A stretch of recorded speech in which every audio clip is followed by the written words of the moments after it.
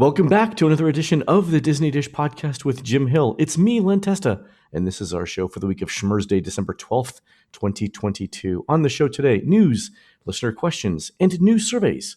Then in our main segment, Jim gives us the history of Disneyland's Paradise Pier Hotel, which is changing yet again. Let's get started by bringing in the man who says that when people tell you to embrace your inner child, point out that yours is Wednesday Addams. It's Mr. Jim Hill. Jim, how's it going? It's going well. And by the way, have you watched the Tim Burton limited series? I'm through 4 episodes. Laurel and I started watching it this week. I love it. I think it's fun. Well, episode 1 was sort of iffy for me, like a cross between I was telling Laurel, it felt to me like it was The Chilling Adventures of Wednesday Addams, the Teenage Witch. It kind of had that vibe to it. But it's come into its own. Yeah. All right. Well, that's again. I'm looking forward to watching myself. I've heard nothing but good things from folks who've seen it. So not exactly what you want to be watching headed into the holiday season. It's kind of funny because it opens up with Wednesday Addams getting kicked out of Nancy Reagan Junior High. I think I'm already loving some of the lines out of it. At one point, one of her classmates at the new school is like, "Care to take a stab at that?" And Gwen says, "Well, I do like stabbing." yeah. There's a lot of stuff like that. It's good dialogue. So, and I haven't got to the sort of like what the deep dark secrets are yet, but they're being teased, so we'll see. Okay. Anyway, speaking of deep, dark secrets, Jim, let's do a shout out to subscribers over at disneydish.bandcamp.com. Thanks to new subscribers 3x4 blog, JPC Cab, Adam Love Today, and Eric Hersey, and longtime subscribers Christopher LeBlanc, probably David Liu, and Alicia VK. Jim, these are the Universal Orlando team members constantly recruiting theater program aliens to act at the Men in Black Alien Attack attraction. They say the big selling points they push are the warm climate of Florida, the chance to work with Will Smith and Tommy Lee Jones every day, and Rip Torn's famous peanut butter blossom cookies at the holidays. True story. I haven't been on Men in Black Alien Attack for a couple of years now, but last time I was on it, I actually got the tailor at the end. If you get enough points, you get to see the tailor at the end who's making your Men in Black suit and just literally tells you, it'll be ready Tuesday. So got to go back and get my suit. It's a great attraction. That it is. And speaking of Universal, Jim, let's do the news because Universal has just come out with some news. Folks, the Disney Dish News is brought to you by Storybook Destinations, trusted trial partner of the Disney Dish podcast. For a worry-free trial experience every time, book online at StorybookDestinations.com. All right, Jim, Universal's announced a new ride. It is Illumination's VillainCon Minion Blast, which is a mouthful, but this is replacing the Shrek 4D attraction. And from what I understand, Jim, it's right at the front of the park, and you stand on a conveyor belt and shoot at things. Is that the premise of the ride? This actually keys off of a scene in the Minions movie that was released in 2015, which was a spin-off of the Despicable Me series. Got it. In the movie, Villains Con was actually being held in Orlando. So first of all, it's of course it would. It's canon.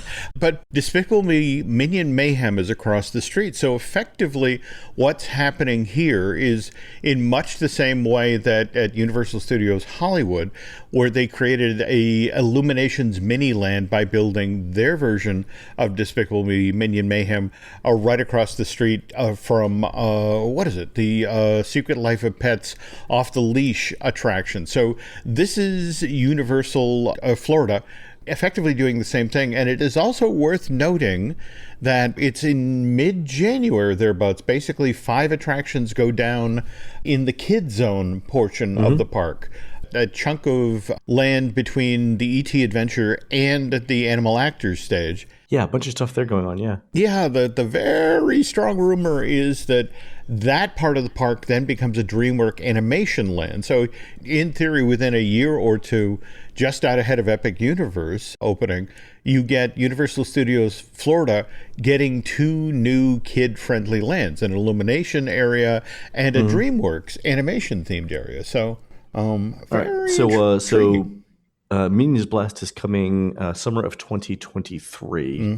And then the other lands will come when? 2025? Realistically, they go down in January of 2023. You have to assume a couple of months of demo before we see foundation work, steel going, vertical, that sort of thing. I would anticipate 2024 at the absolute earliest. Okay, so more likely 2025. I'm trying to put this in terms of trons, and I think it's like 0.3 trons.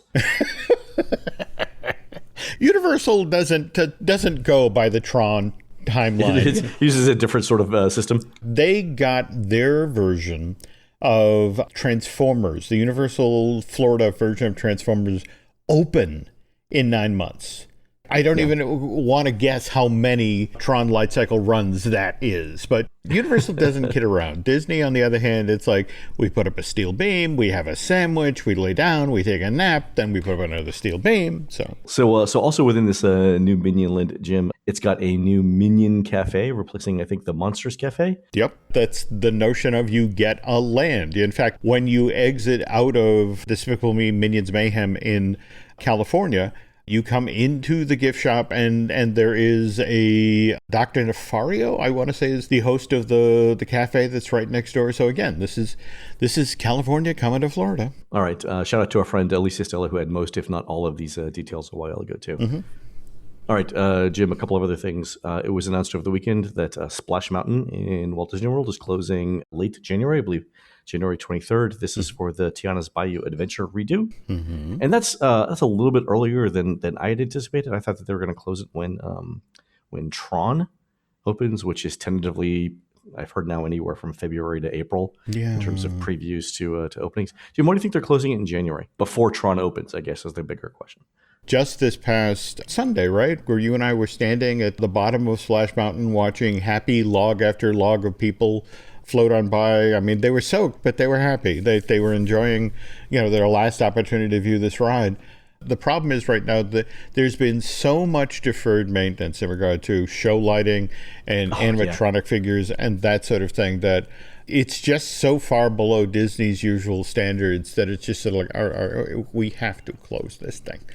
Yeah. I mean, the last time I was on it, which was a couple months ago, the Jumping Brer Rabbit had ceased to work, and that was a problematic animatronic anyway, but like the jumping water effects hadn't worked in months, and there's just a lot of stuff that they're just never going to fix. So yeah, but and you and I actually talked about this, and we both said we're not going to ride it again. Like we're done, because the memories of it are going to be better than what we would experience now, right? There's so many stories about completely dark stretches of the ride and figures not working. It's like, look, just have happy memories of a laughing place and then just move on. We'll always have Martin's vids. There we go. Thanks to Martin, we can always look back at it when it looked its best. So exactly. All right, two other quick items, Jim. Last week, Disney previewed the redo of Caribbean Beach's pirate-themed rooms. So we talked about this on our live show, but I just want to reiterate it for people who weren't there. The new room looks much brighter in terms of colors and lighting. That's good. And these are replacing, again, the pirate rooms. They're continuing the use of a fold-down second bed, which is on the left side of the publicity photos that Disney did. I think that's a great idea because it adds like 7 or 8% extra floor space to the room. There's also a fold-down fifth sleeper, it looks like, for kids. Plenty of storage underneath the beds, in an ottoman type thing, and in various dressers. Also, tons of USB charger ports and outlets. So that's good. We can't see the new shower door setup, but as Disney started doing, I think, with Coronado Springs, there's a sliding door that separates the bathroom from the main living area. So that's good because it'll allow multiple people to get ready at once. Yeah, so overall it looks good. I do wonder though, Jim, every time Disney takes these photos, like, are they drilling a hole in the wall to put that camera in there? Because the room doesn't look that big in real life. What sort of lens are they doing here? I think these are the famous, you build an actual room and a piece of the hallway offsite, and you have breakaway walls. So, you can do this very source photography. But I honestly long for the old Michael Eisner days when they had to build the rooms right there on site and Michael would insist on sleeping in them overnight. Right. In fact, where they used to build the test rooms was Caribbean Beach. That's exactly. Yeah. Right now, I think that same site is where the giant laundry facility that services both Caribbean Beach, Pop Century, and Art of Animation is located. Yeah. I had one morning where I was out doing something at Pop, and I had grabbed like a hot tea, and I was waiting for it to cool down. And I just sat there and watched the inflow and outflow of vehicles at the laundry facility. And again, I need a hobby, right? I mean, this is not, but it's constant traffic. Oh, absolutely. In and out. And there's just a lot of activity going on, I think 24/7 at that place. Yeah. So kind of neat. All right, Jim, one more quick thing. On December 4th, the Financial Times newspaper reported that Florida legislatures were moving to undo the Reedy Creek dissolution that had started last year. The new plan, as we've said for a while, is to take away the unused powers from Reedy Creek, like the ability to build a nuclear power plant, while letting Disney retain its taxing and bond issuing authority. According to the Financial Times, Randy Fine, the state congressman who was the sponsor of the original dissolution bill, told the Financial Times that Bob Iger's return to Disney should improve the chances that, quote, something will get worked out. Just this past weekend, we saw all sorts of images on social media of Josh D'Amaro and Bob Iger at Disneyland Park. In fact, I want to say that Bob was there to attend that night's candlelight procession, and there were people applauding and cheering as they walked across Town Square.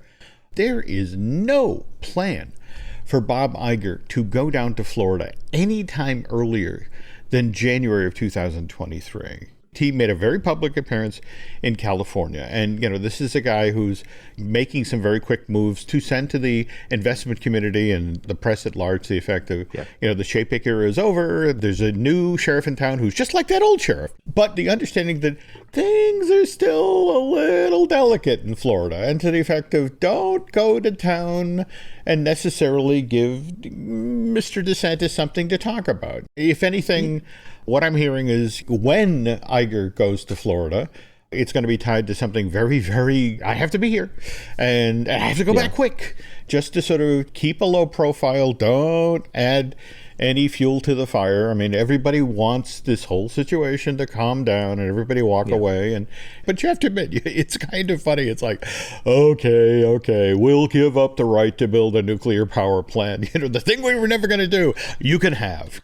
On the other hand, Disney is keeping its secret laboratory where it's allowed to grow dinosaurs. Did that turn up in, It didn't. It's funny because I was on Twitter. Somebody had mentioned, somebody was, I guess, trolling for comments about how, okay, Disney's going to give up their ability to build nuclear power plants, but we should really bring in the UN to do inspections on the site just to make sure they don't have any enriched uranium. And the people were taking it seriously because, you put something out on Twitter, there's going to be somebody who takes it seriously. And the guy kept going with it. And I wanted to tweet him and say, that we have surveillance footage of their underground bunker facilities that they built under the Magic Kingdom. Why is no one talking about this? But then I figured, leave the one. Okay, Mr. Testa, put down the can of kerosene. Okay. Exactly. Other things I got to worry about. There we go.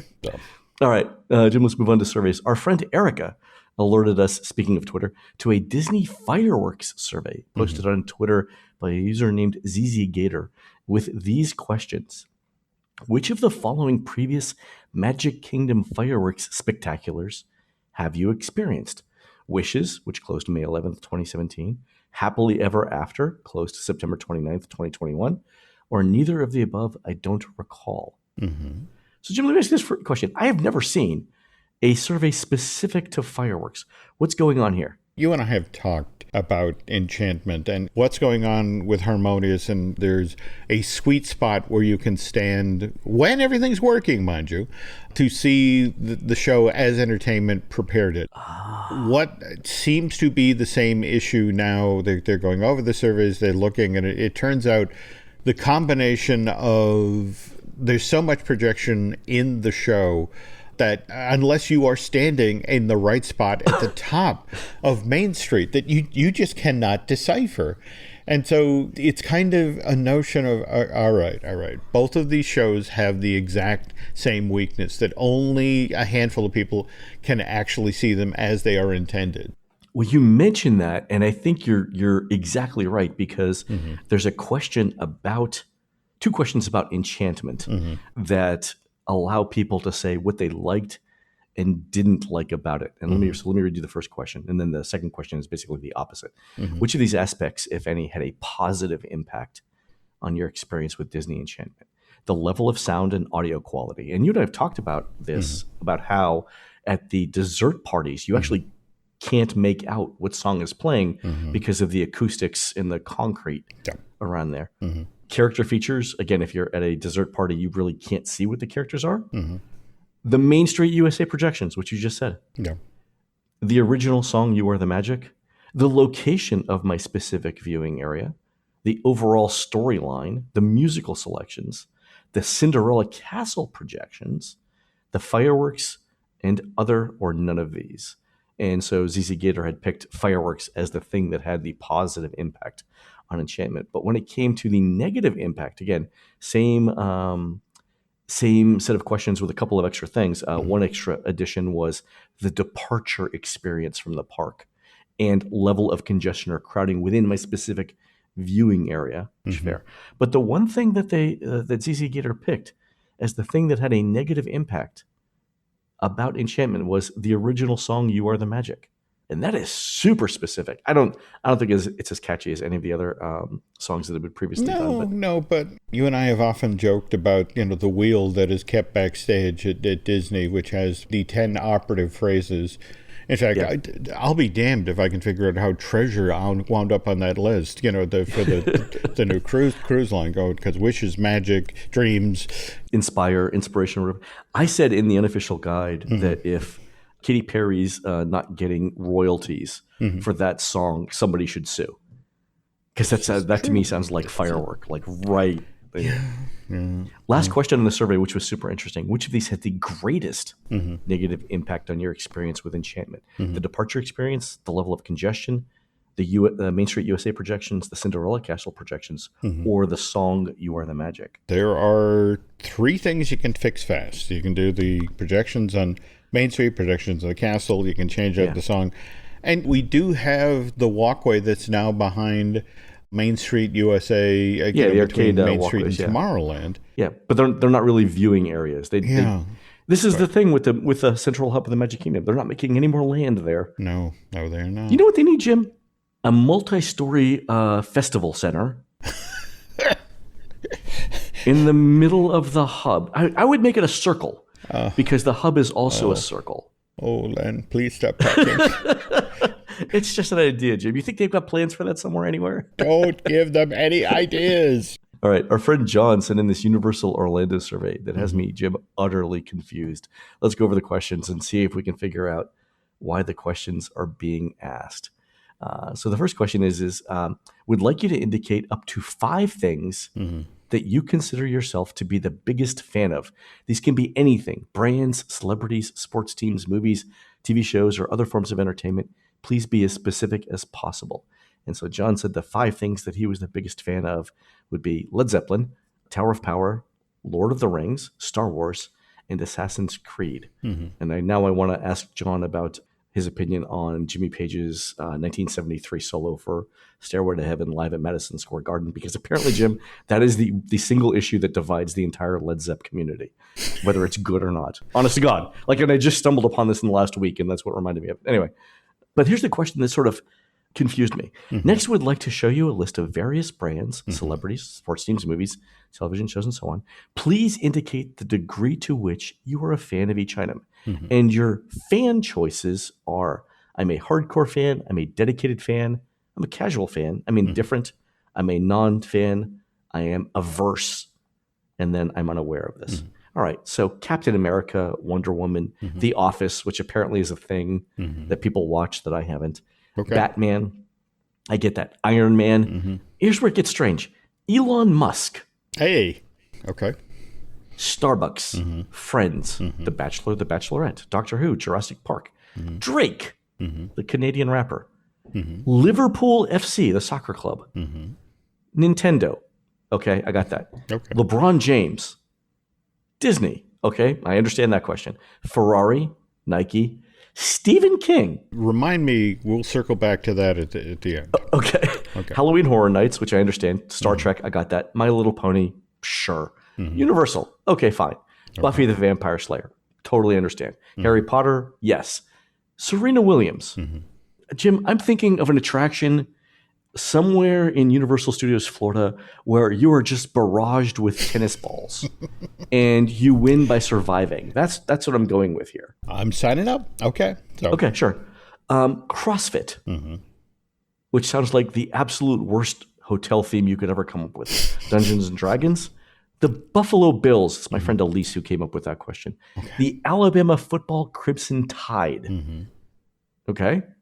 I wonder why they didn't get more specific and say like the offensive line. There we go.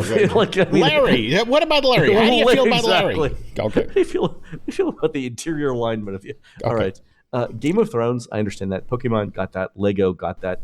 Rihanna, the singer. Taylor Swift. The Real Housewives TV series. Disney Parks, Universal Parks, The Simpsons.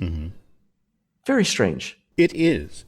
And if we could just double back to Stephen King for a moment, because I know from friends who work at Universal Creative that for a time in the area where they had the earthquake attraction at the park, which then became Disaster, which then became Fast and Furious, there was a time where it was going to be sort of an extension of Amity. You're New England, seaside village.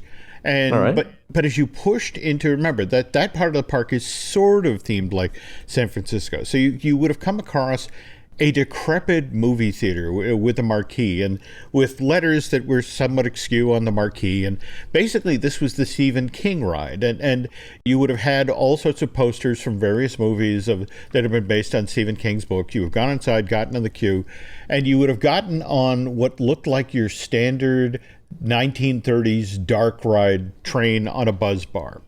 And you know that scene from the opening of the original version of Star Tours where they deliberately programmed the simulator for the first 10 or 15 seconds to ride and feel like it was on a track, and then suddenly there was that wonderful moment where Rex blew through the wrong door and you were... Okay, so here's the thing. You are on this attraction, the Stephen King attraction, and for a couple of minutes you think you're on rails and moving through, a cheap, dark funhouse of the era. And then you suddenly encounter Pennywise. Okay, all right. With a gesture, Pennywise, suddenly all four cars in the train separate and blow through walls on either side of the track.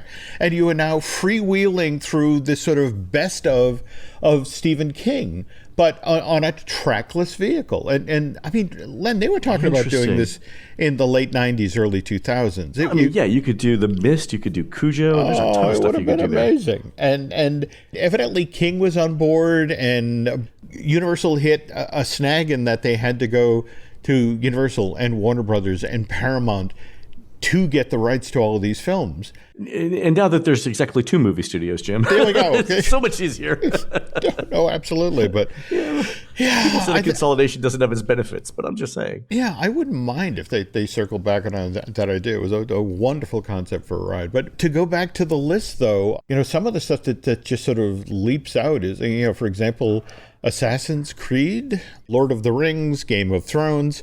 I don't know how many times you've heard the same things I've heard about Toon Lagoon over at Islands, to the effect of, this needs finessing. This is a stretch of the park that for decades now has featured IP that really doesn't engage guests. I mean, they'll walk through this space, they'll go ride the Popeye Rapids ride, and they'll go ride the Dudley Do Right Ripsaw Falls, but not many people do, and then generally it's on the way to something else. No, that's it exactly. It's an area people blow through. We were just talking at the top of the show about the new Villain Con, which now becomes helps them, and along with the restaurant, creates an Illuminations mini land at Universal Studios Florida. Likewise, the DreamWorks land that's supposedly coming between Animal Actors and E.T. So you got to assume that the very same thing is being considered for Islands, largely on, Epic Universe is going to be opening up the street in 2025. Sure. So what's going to make that park something you really, really have to go visit? I mean, yeah, don't get me wrong. We got Velocicoaster opened there within the past year, and right before that, we got Hagrid's the motorcycle coaster. But yeah, Universal doesn't get around. So yeah, they're definitely building stuff, and the building of other things will take a little bit of pressure off of Epic Universe too, because I'm sure they're going to run into some capacity. By the way, did you notice in the last Comcast call, Comcast CEO confirmed that they'll be able to rent out specific lands? Yeah. So you were right on that. You've been saying that for a couple of years. Oh, yeah. Well, that's the thing. That there's a reason this park was built in close proximity to the convention center. They're not conventions of size inside that facility every single day of the year, but there's enough of them to definitely be a revenue stream that could be considerable for this particular theme park. Oh yeah, I mean, I'm guessing during during the fall and the spring and stuff like that, when people are doing either year beginning or year end conferences, that you sell that out every night. Oh, absolutely. All right, let's move over to listener questions. Our friend Clayton writes in to say he's used the Chat GPT AI writing bot to plan a day at Walt Disney World. Here's what it came up with. And one thing to keep in mind here is that the chatbot was only trained on things that happened in 2021 or earlier. So you'll see FastPass here instead of Genie Plus. So the prompt was from Clayton, write a detailed plan for a day at Walt Disney World. And here's what the AI chatbot came up with. And by the way, I tried this myself too. I registered to use it, and it's true. Here's what it came up with. Here's a detailed plan for a day at Walt Disney World. 1, start the day bright and early by arriving at the park when it opens. This will give you the best chance to experience as many attractions as possible without having to wait in long lines. 2, begin by heading to Magic Kingdom, the flagship park at Disney World. Start off by exploring Main Street, USA, taking in the sights and sounds of this charming turn-of-the-century town. Jim, this is all generated by AI. 3, make your way to Fantasyland to experience the classic Disney attractions, such as It's a Small World, Peter Pan's Flight, and the Many Adventures of Winnie the Pooh. Don't forget to grab a Fast Pass, again, this is 2021, for the most popular attractions to avoid long lines. After exploring Fantasyland, head to Adventureland to experience the jungle-themed attractions, such as Pirates of the Caribbean and the Jungle Cruise. Be sure to check the schedule for the daily parade and the nightly fireworks show. In the afternoon, take a break from the parks and head to one of the water parks, Typhoon Lagoon or Blizzard Beach, for a refreshing dip and some thrilling water slides. In the evening, return to Magic Kingdom for the nightly fireworks show, grab a spot along Main Street, USA for the best view, and enjoy the magical display set to beloved Disney tunes. After the fireworks, head to one of the many dining options at Disney World, such as the Crystal Palace for a character dining experience with Winnie the Pooh and friends, Cinderella's Royal Table for a fancy dinner inside Cinderella Castle. End the day by taking a leisurely stroll around the park, enjoying the atmosphere and the attractions. Don't forget to grab some souvenirs to remember your magical day at Disney World. Okay. Anyway, Jim, it's been great. But our robot overlords, Jim.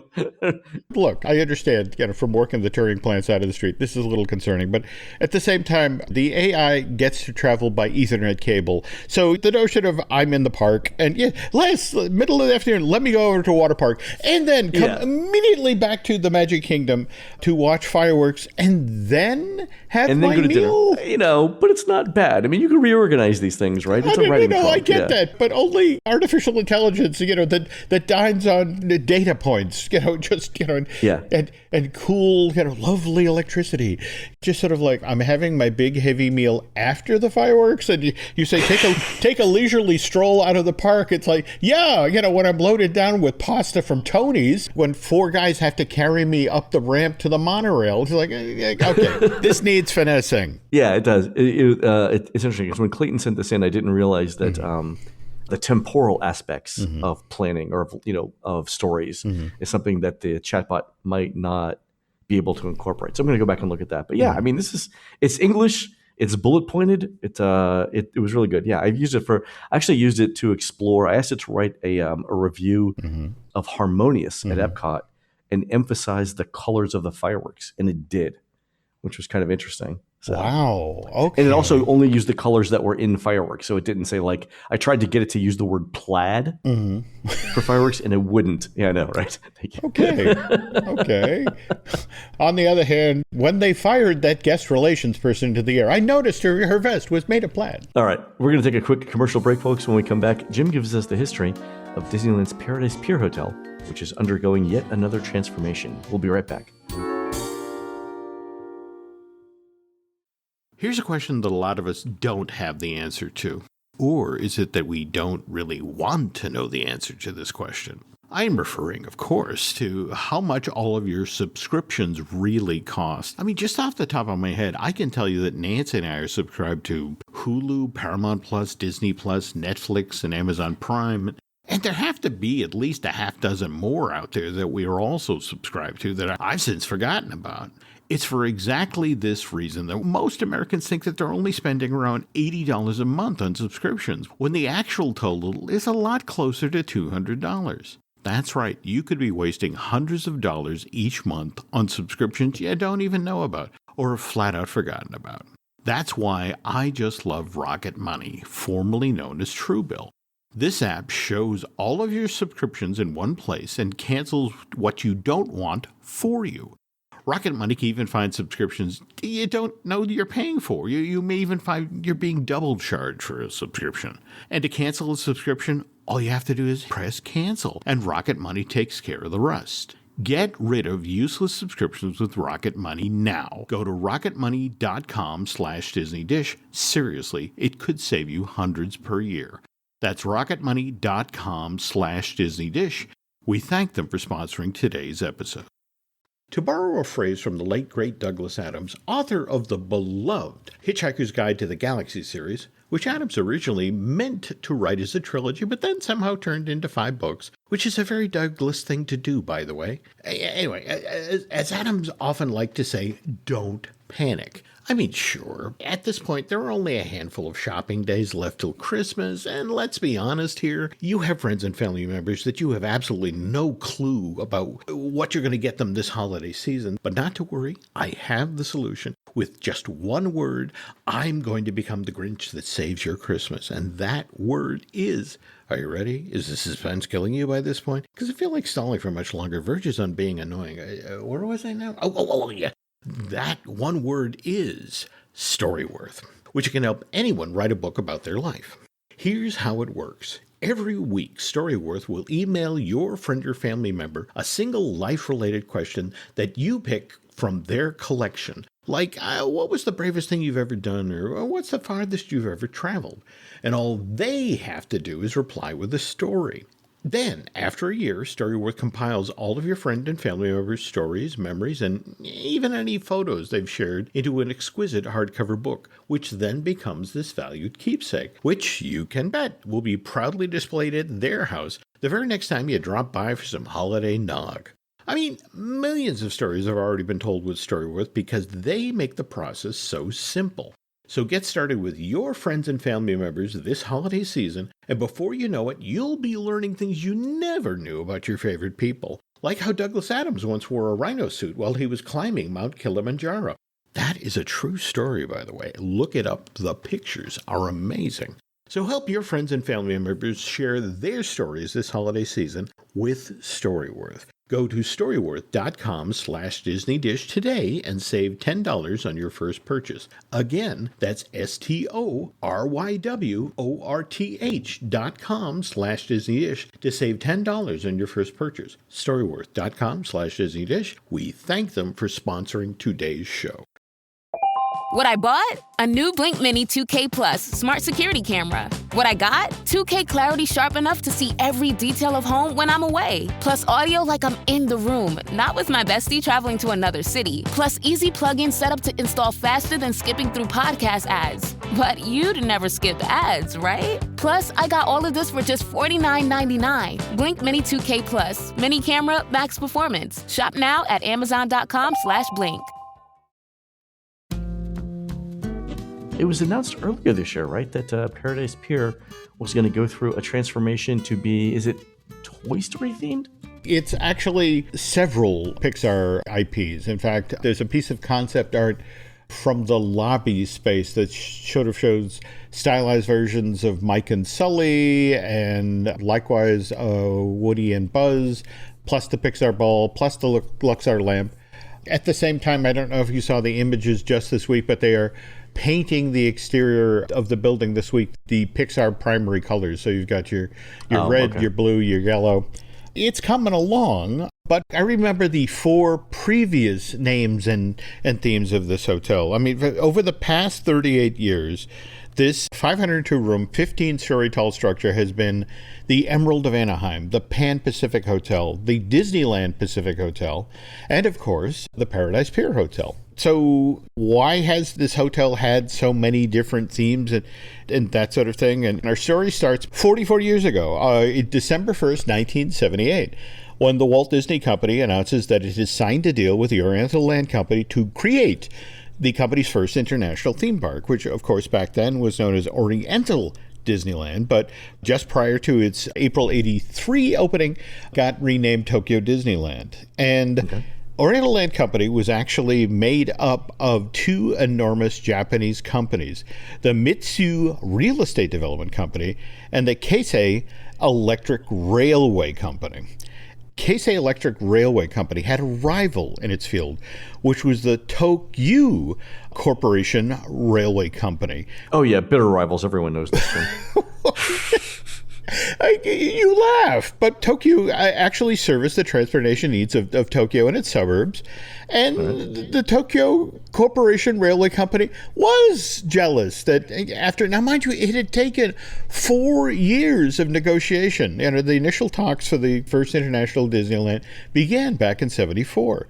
So Keisei Electric Railway Company and the Mitsu Real Estate Development Company scored this deal with Disney. So the Tokyo Corporation Railway Company decides, okay, we're going to go one better than the Keisei Electric Railway Company.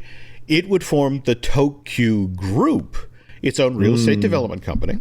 And instead of bringing Disneyland to Japan, it would bring Japan to Anaheim. Oh, interesting. Okay. All right. Fair. Now, the thinking here was Los Angeles had just announced it would be hosting the Olympic Games in the summer of '84. And it was projected at that time that Southern California just did not have enough hotel rooms to handle the millions upon millions of people who pour into the Golden State between July 28th and August 12th of that year to watch the games. And so and this is when again? This is 78? They announce it 78, but the games won't start till the summer of 1984. Right. Okay, yeah. Okay, but so the planning. Okay. So Tokyo sees an opportunity, but at the same time, it wants to hedge its bet, figuring that a hotel in downtown LA might struggle to find clients after the Olympic Games are finished their run in August of '84, but that a hotel which is built out in Anaheim at the very edge of Disneyland's 100-acre parking lot, that could then rely on a steady stream of tourists to put heads in beds. It's an hour commute at least from Anaheim to the Coliseum in Los Angeles, which is sort of the ground zero for the summer games that year. But on the other hand, if the rooms at this brand new hotel were the right price, people would be willing to make that commute during the summer of '84. May 25th, 1984, the 502 Emerald of Anaheim Hotel opens. And by the way, Len, that's 2 months ahead of the games. Hotel initially does really well. But then in 1986, there's this financial crisis. The Japanese tech real estate bubble bursts. And oh, yeah. This lasts like 20 years. Yeah. I mean, there's a whole generation of Japanese citizens who never recovered from this financial crisis. Tokyo Company decides, okay, we're going to take our 2 brands of hotels. We have the Emerald and the Pacific. I'm going to turn that into one company. And then this is why in 1989, the Emerald of Anaheim gets a brand new name, the Pan Pacific Hotel. But also important to remember that 5 years previous to this, September of '84, Michael Eisner becomes the new CEO of the Disney Company. And the Bass brothers basically turned to Michael and said, get hotels built in Florida. Hotels. But there was an addendum to that list to the effect of get some sort of hotel in Anaheim, because it wasn't until January of '88 that the Walt Disney Company got its hands on the Disneyland Hotel. In fact, I've got a copy here of Not Just a Walk on the Park, my worldwide Disney Resorts career. This is James Cora's memoir. Jeff Curdy helped him complete it after Jim unfortunately passed away in 2021. I actually read this down on my way down on the plane. A fascinating read, really warts and all book about Disney. Does not pull any punches, but it talks here about the Disneyland Hotel and how the placement of a hotel at the park had been part of Walt's original plan, but his finances were strained to the limit as completion of Disneyland neared. So in 1954, Walt invited his friend, the entrepreneur, petroleum businessman, and TV producer Jack Rather to develop a hotel in some orange groves that were across the street from Disneyland. And was that how Rather made his money in oil? Oh yeah. And remember, he was also early in television. He created the shows that were syndicated, Lone Ranger, Sergeant Preston of the Yukon, and the really, really lucrative one, the Lassie TV series. Oh, okay. All right. Yeah. Okay. So anyway, ground breaks on the hotel March 18th, 1955. They run behind schedule. The what is at that point the Disneyland Motel opens October 5th, 1955. The hotel doesn't open till August of 56, but now it's doing land office business. And Walt is so grateful to his friend Jack Rather for doing this that they opened the monorail in the park as a ride in 59, but by 1961 they've extended the monorail. It now has a 2.5-mile route, and it goes all the way to the Disneyland Hotel. And Walt does this basically for free for his friend Jack Rather to thank him for, at a time when no one else would help him, he got a hotel built at Disneyland. Jim Cora is part of the opening team of Walt Disney World. So, and he hangs on for a month or two after the park opens, but he goes home to be with his family, holiday 1971. And once he got back from Florida, he was told to report to the Disneyland Hotel. And it's like, why am I reporting to the Disneyland Hotel? We don't own that. And the word from Disney corporate was, we don't own that yet. At that time, Disney was negotiating with the Rather family to buy the Disneyland Hotel. In fact, plans were so far along at this point, Len. That was the reason Cora was going over to the hotel. He was supposed to do what he had done in Florida, which toward the end, he was working at making sure that the staff of the Contemporary and the Polynesian, which were made up of people from Marriott, people from Ramada, people from Hilton, that they all worked the Disney way. And so it's like, okay, you just did that at the Contemporary and the Poly. I need you now to go over to the Disneyland Hotel and get it ready for when we complete this negotiation and buy the hotel outright. And so for months, Jim is over there putting a Disney team in place, training the staff that's worked for Rather since 1956 to be ready for the day that Disney takes over this hotel. But then they come into work and they're told, they have 24 hours, get out. It turns out the negotiations had fallen apart because the Rather Corporation, which owned Teleprompter, was being sued by the one of the gentlemen who helped develop the system. And the gentleman who was suing Rather, his lawyer said, look, when we do the settlement for this, we want to take into consideration the valuation of all of Rather's assets. So you can't sell anything off while we're suing them. So Jim had to pull his team out of the hotel in 1972 in 24 hours notice. But this just stuck in Disney's craw. We had it. In 72, we had the deal in place and had to abandon it. So we jump back to September of 84, Michael Eisner, a new CEO, and he wants a hotel desperately in Anaheim. And he thinks, we have a hotel. We just have to figure out how to get the hotel. An opportunity presents itself within weeks of Michael coming through the door. Jack Rather dies in November of 84. And so the company is kind of in disarray at that point. Disney starts to play hardball. And Walt had originally extended the monorail from the park to the hotel as a courtesy to his friend Jack Rather, who, when no one else would build a hotel, did. Now it's Michael Eisner who's in charge, and it's like, hey, nice hotel you got there with a monorail that we operate for free to your place, and we're thinking it's time for you guys to now pay for the privilege of having a monorail, our monorail, come to your front door. And the fee that they were talking about, Len, $10,000 a day.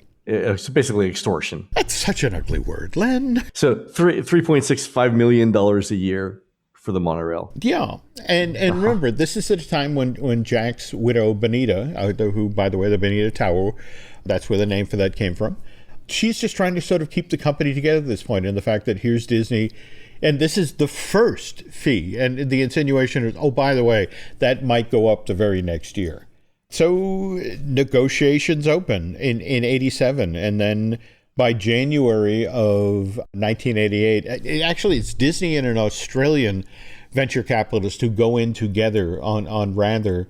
And Disney doesn't just get the Disneyland Hotel, it also gets the Spruce Goose in Long Beach. It also gets the Queen Mary, along with a lot of oil fields. And I want to say, oil fields. 6 months after the fact, the gentleman from Australia has basically handed all the oil leases. And thank you, go away. We just want the hotels in the land.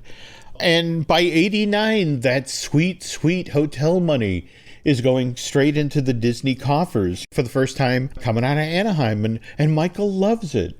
So it's like to the effect of, hey, now I got one hotel, I want another. And it's like, ooh, what's the deal with that Pan-Pacific thing down the street there? Which, by the way, is overlooking the site of where we plan on building our second theme park in California. That hotel's going to become that much more valuable. How much would it cost to run a monorail there? Yeah. The monorail is Trojan horse. Out ahead of next week's show. If you folks want to take a look at the original plans for Westcott, the monorail went a lot of places. More to the point, where the Pan Pacific sat was an entirely different hotel. Disney was going to pull down the Pan Pacific. And oh God, Len, I think there were 5 hotels total as part of the Westcott Disneyland Resort plan. But again, we'll get to that on the next show. All right. That is fantastic, Jim. This is amazing. All right, folks, that's going to do it for the show today. You can help support our show and Jim Hill Media by subscribing over at disneydish.bandcamp.com, where you'll find exclusive shows never before heard on iTunes. And we have an upcoming series on Walt Disney's FBI file, so you know something to get you through the holidays. On next week's show, Jim finishes up the history of Disney's Paradise Pier Hotel. You can find more of Jim at jimhillmedia.com and more of me, Len, at touringplans.com.